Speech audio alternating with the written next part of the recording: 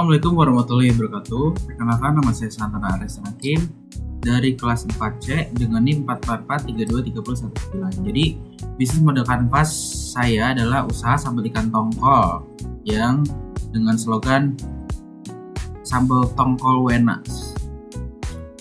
tongkol lezat dan bergizi, mata kuliah kewirausahaan. Nah, jadi ada namanya customer segments, yaitu yang pertama adalah mahasiswa dan pelajar, dan dimana segmentasi ini adalah targeting dari produk tersebut adalah mahasiswa dan pelajar, tentunya dengan harga yang affordable, tentu saja terjangkau oleh masyarakat umum. Terus juga ada ibu rumah tangga yang mungkin mencari keefeksibelan dari sambal tongkol ini.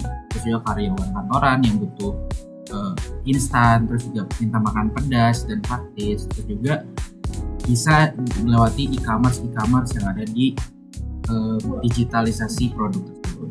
Terus selanjutnya ada value proposition, yaitu sambal ikan tongkol siap santap, praktis dan tahan lama. Terus rasanya juga khas rumahan banget, cocok buat orang-orang yang memang lagi kangen banget nih sama makanan-makanan khas rumah. Terus juga pedas dan nikmat, tanpa bahan pengawet. Terus juga harga terjangkau, cocok untuk bekal dan stok di rumah, kayak gitu.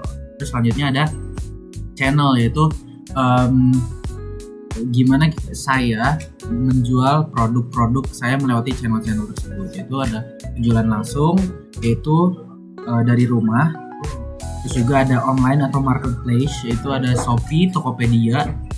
Terus juga ada media sosial dengan cara bikin akun sosial media yang khusus tentang produk sambal ikan tongkol enak ini, juga menjadi daya tarik atau misalkan jadi nilai plus dari konsumen untuk melihat bahwa produk ini cukup menarik untuk dibeli.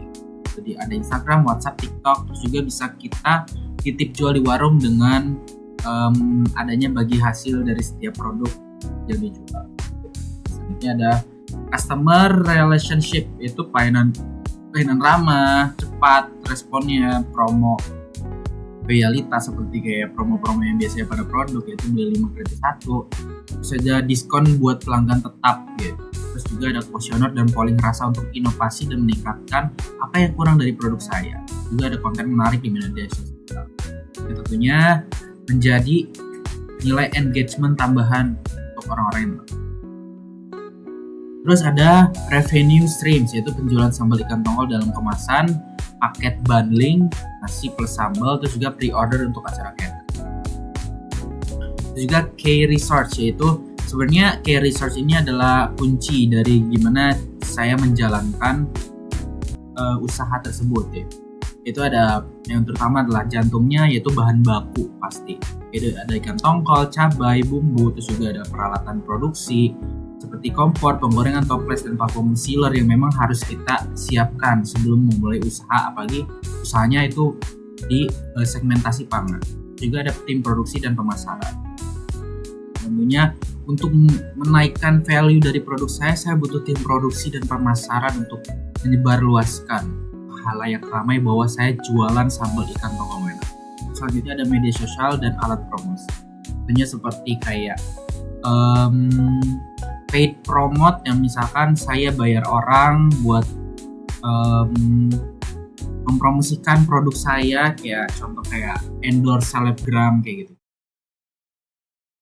Selanjutnya ada key activities, yaitu ada produksi sambal secara rutin.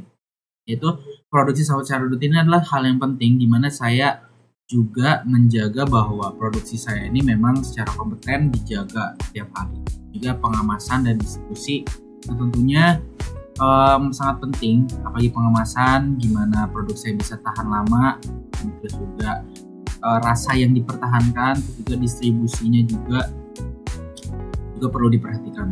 Promosi dan pemasaran digital juga, gimana modal saya juga pasti berkaitan tidak hanya dengan bahan baku, tapi dengan gimana saya mempromosikan suatu produk saya. Juga selanjutnya inovasi rasa dan pengembangan produk.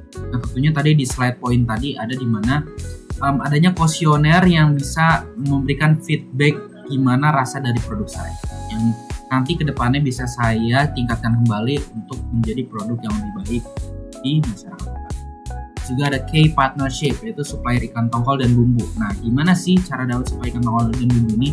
Tentunya ini berdampak banget nih buat produk-produk yang memang butuh bahan baku yang lebih murah. Biasanya kalau jualan-jualan pasti butuhnya yang memang dia harga yang cukup affordable biar bisa menunjang modal dan income yang masuk. Juga jasa pengiriman yaitu JNE cepat, antar aja, ke warung atau retail lokal, atau influencer lokal atau food blogger. Terus ada cost structure, itu pembelian bahan baku yang terakhir. Pembelian bahan baku, biaya produksi, gas, minyak, tenaga kerja, pengemasan dan label. Terus juga ada promosi dan iklan online, juga biaya distribusi atau pengiriman. Jadi dalam bisnis model kanvas yang saya jelaskan ini tentunya banyak sekali poin-poin yang memang harus kita perhatikan. Tentu saja modal tidak hanya dari modal bahan baku atau hanya modal pada pengemasan, tapi tentu juga dalam promosi yang tentunya sangat penting untuk menyebarluaskan produk-produk sampai terhadap seluruh konsumen. Jadi targetnya meluas dan sehingga income yang didapatkan dari promosi tersebut jauh lebih signifikan. Sekian penjabaran saya pada kesempatan kali ini. Saya Santana Aresen Hakim dari kelas 4C dengan NIM 443233099. Mohon maaf apabila salah kata. Wassalamualaikum warahmatullahi wabarakatuh.